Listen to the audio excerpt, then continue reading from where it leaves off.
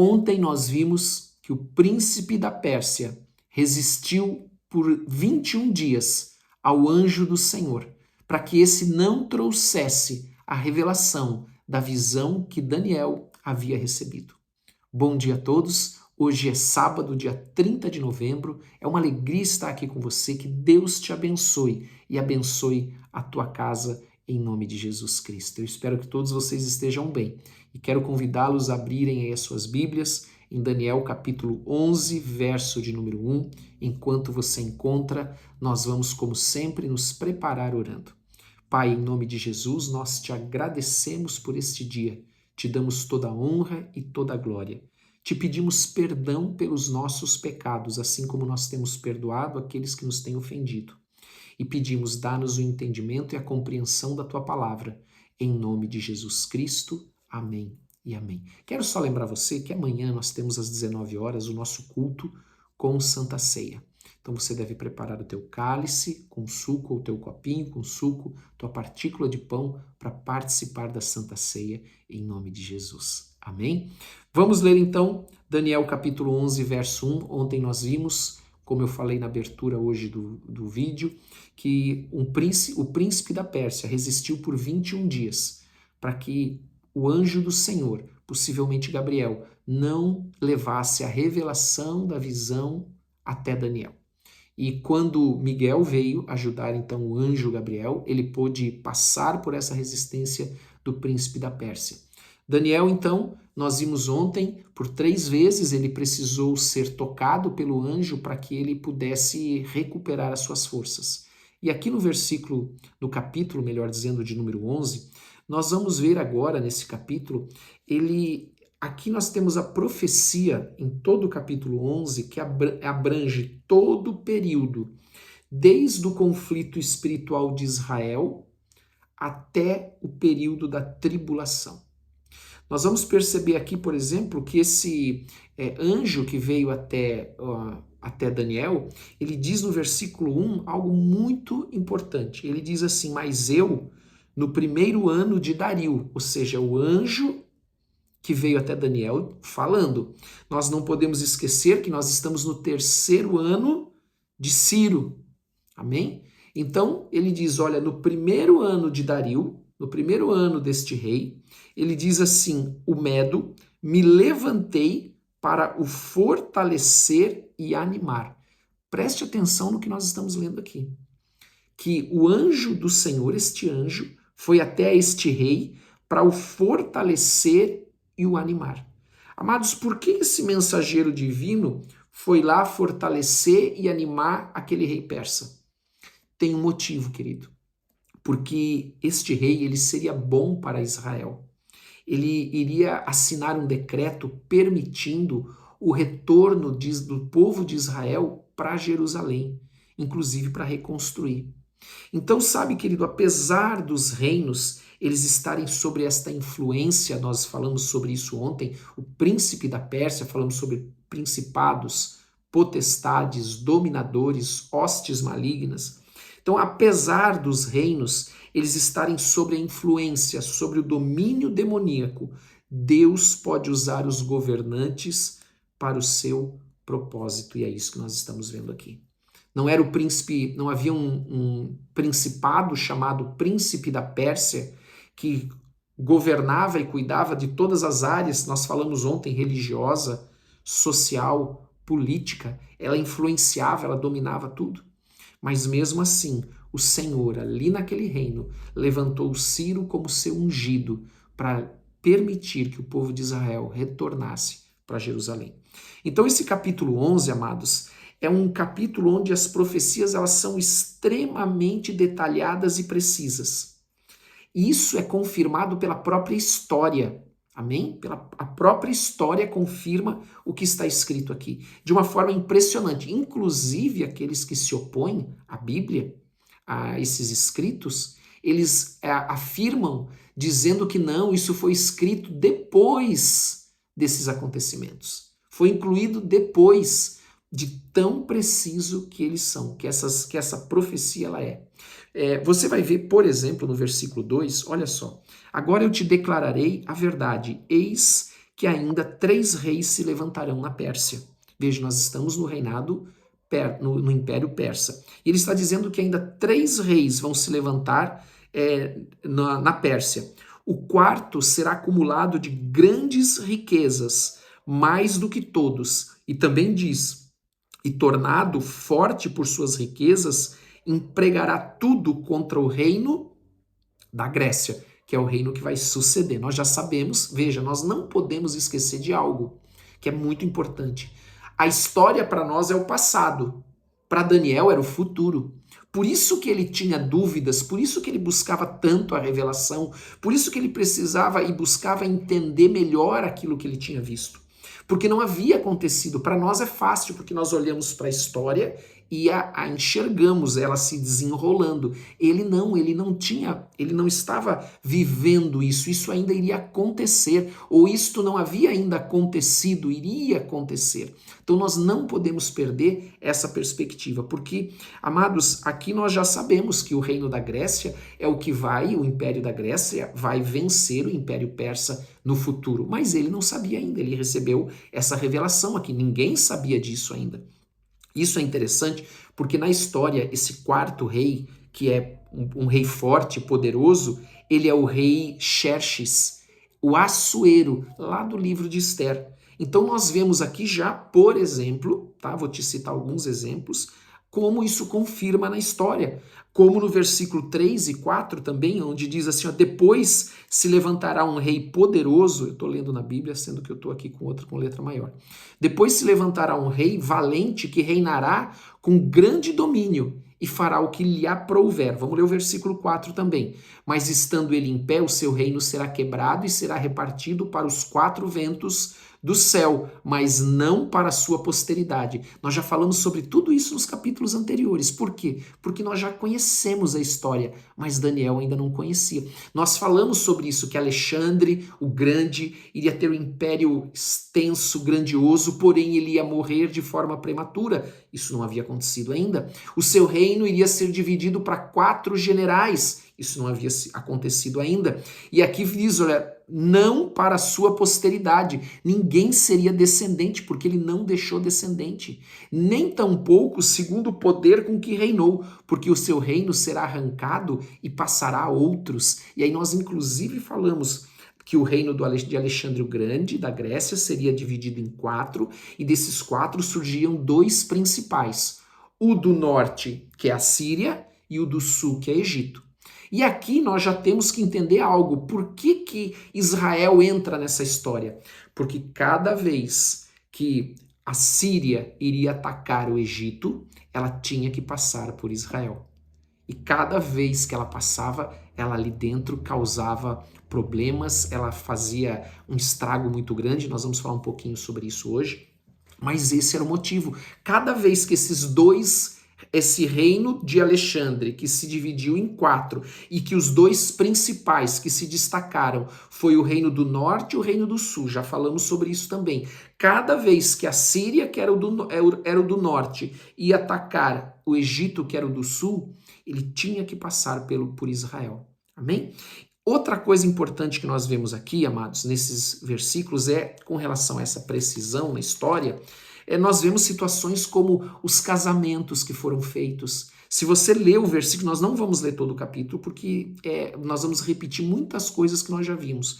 Mas, por exemplo, o versículo 6, ele fala sobre uma mulher chamada Berenice. E esta mulher Berenice, ela foi dada como esposa ao rei. Só que o que aconteceu? O rei que casou com esta Berenice para que esses 2 reinos, o da Síria e do Egito, tivessem uma aliança. Esse rei que se casou, que era o rei da Síria, da Síria que se casou com Berenice, ele se divorciou.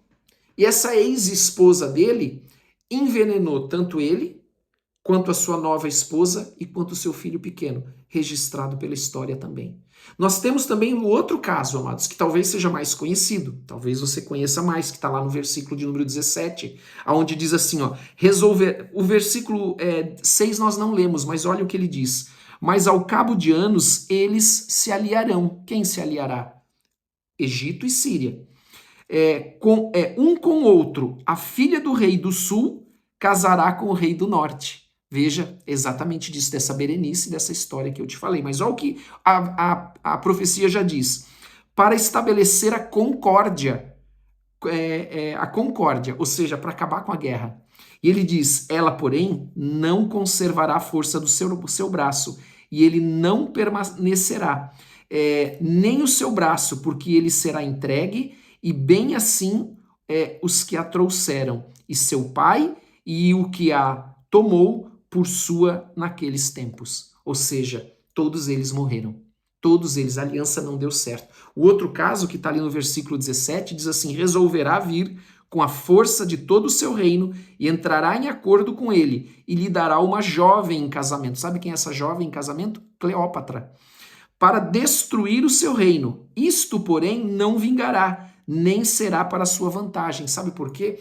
Porque quando Cleópatra se casa com o rei do Egito, ela deveria ser uma espiã para a Síria. Porém, ela não foi uma espiã, ela acabou servindo e amando seu marido. E ela então não fez aquilo que se esperava, exatamente o que a profecia diz. Então, se nós continuarmos e formos, por exemplo, lá para o versículo de número 28, e nós estamos vendo alguns fatos da história aqui, diz ali, a partir do versículo 28, nós então agora entendendo que existia uma guerra entre Egito e Síria. Cada vez que a Síria atacava o Egito, ela tinha que passar por Israel. Então havia aquela figura que nós vimos nos capítulos anteriores de Antíoco Epifânio. Esse Antíoco Epifânio, por exemplo, na segunda volta dele de uma batalha contra o Egito, ele era contra a aliança de Deus com Moisés que os judeus guardavam. Ele era contra Deus, contra a aliança de Deus, contra os judeus que guardavam a aliança. Então, nessa volta dessa batalha que ele foi até o Egito, guerreou e voltou para a Síria, ele atacou o templo, ele matou 80 mil judeus, ele vendeu como escravo 40 mil e fez ainda outros 40 mil como prisioneiros. Isso está lá, nós vemos aqui no versículo de número 28, onde ele diz, então o homem tornará para sua terra com grande riqueza, porque ele foi lá, venceu o Egito e voltou, e o seu coração será contra a santa aliança. O que é a santa aliança? A aliança de Deus com Moisés, que os judeus guardavam e guardam ainda, né? Ele fará o que lhe aprouver e tornará para a sua terra. Olha o versículo 29. Só que no tempo determinado tornará a avançar contra o sul, ou seja, a Síria de novo vai lá fazer guerra com o Egito. Neste caminho quem está? Israel. E olha o que acontece, mas não será nesta última vez como foi na primeira, porque da primeira ele venceu, agora ele não vai vencer, inclusive porque já está surgindo o Império Romano, tá? Porque virão contra ele navios que lhe causarão tristeza, voltará e se indignará contra a, olha de novo, santa aliança, e fará o que lhe aprouver, e tendo voltado, atenderá aos que tiverem desamparado a santa aliança. Escute o que aconteceu nessa terceira batalha, nessa terceira guerra de Antíoco, quando ele volta. Essa é a terceira vez. Ele sabe que ele está prestes a ser derrotado agora. É o final dele. Então agora nós já podemos fazer, amados, começar a entender um pouco mais como ela é uma figura do anticristo, que virá no final, ou seja, ele é uma figura do verdadeiro anticristo que vai surgir no final. Então ele sabe que ele está para ser destruído. Então agora ele vai fazer algo que nós conhecemos, que está lá em Mateus, por exemplo, lá em Daniel, também Mateus 24:15, que é profanar o templo. Se você ler o versículo 31, diz assim, deles sairão forças, olha só, que profanarão o santuário, a fortaleza, a nossa fortaleza, e tirarão o sacrifício diário, estabelecendo a abominação desoladora. Quem citou a abominação desoladora, além de Daniel, lá no capítulo 9, 27? Jesus, em Mateus 24:15, quando ele disse, quando virdes, futuro, o abominável da desolação, sentado aonde ele não deveria estar, que é exatamente o que ele fez. Deixa eu falar uma coisa para você. Sabe como que esta figura do anticristo, que é Antíoco destruiu o templo, profanou o templo com a ajuda de judeus apóstatas. Amados, alguns judeus apostataram da sua fé e eles se aliaram a Antíoco, a esse general, que quando ele atacou a cidade. Sabe qual dia que este homem atacou a cidade? Num sábado. O judeu pode fazer alguma coisa no sábado? Não. Então no sábado é que ele atacou. Ele matou homens, mulheres, crianças, ele profanou o templo, ele aboliu os sacrifícios diários que nós acabamos de ler ali. Não lemos tudo, porque senão é muito texto, você está vendo aqui até pelo nosso horário. Ele levantou uma estátua a Zeus sobre o altar. Amados, os judeus chamaram isso de abominação desoladora, por tudo que ele e os soldados dele fizeram. Escute, com a ajuda de judeus que apostataram. Isso é muito significativo, amados, porque eram homens que conheciam a lei de Moisés e apostataram da sua fé. Amém? E se ele está falando de coisas futuras, significa que no futuro isso também vai acontecer, só que também pelos cristãos. Amém? Então, nós vemos essa referência de abominação desoladora lá em Daniel 9:27, como eu citei, Mateus 24:15, onde Daniel e Jesus disseram que tudo isso que aconteceu com Israel nessa figura de Antíoco, desse general, foi apenas uma prévia do que vai vir com o último anticristo na tribulação. É isso que eles estão dizendo aqui. Então, amados, no versículo 32 e 33, se você ler, você vai ver que os judeus, muitos, se corromperam com o que esse general Antíoco ofereceu para eles em troca de aliança. Sabe o que isso me faz lembrar? Da marca da besta.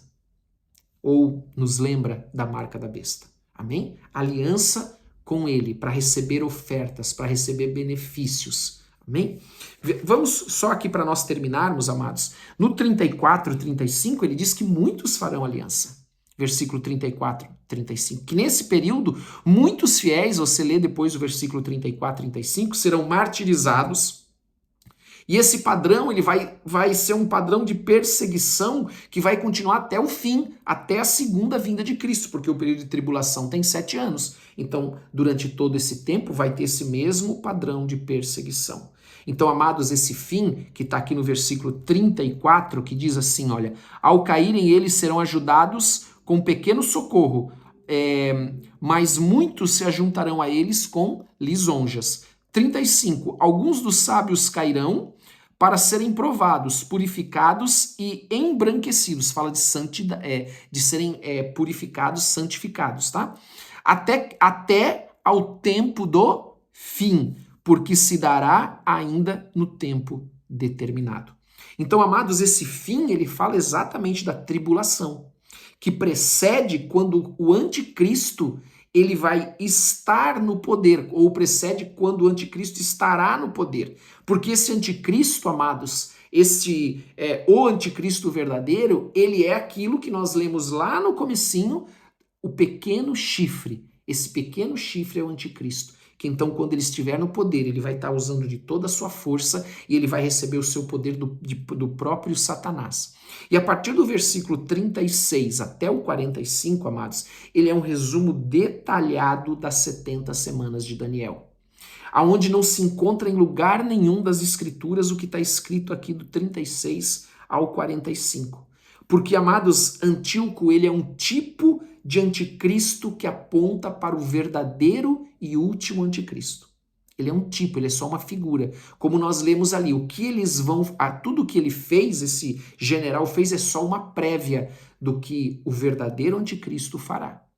E no versículo de número 36, para nós lermos aqui, nós vamos terminar aqui, não vamos chegar até o final, diz assim, este rei fará segundo a sua vontade, e se levantará e se engrandecerá sobre todo Deus, contra o Deus dos deuses, falará coisas incríveis e será próspero até que se cumpra a indignação, porque aquilo que está determinado será feito. E ele diz, não terá respeito aos deuses de seus pais, nem ao desejo de mulheres, nem a qualquer deus, porque sobre tudo se engrandecerá, porque o anticristo ele vai chegar em determinado momento, ele vai se assentar no templo, exigindo ser adorado como Deus. É isso que vai acontecer. E nós vamos terminar por aqui, amados, porque esses últimos 7 anos da tribulação, que está referido aqui do 36 ao 45, tudo isso vai acontecer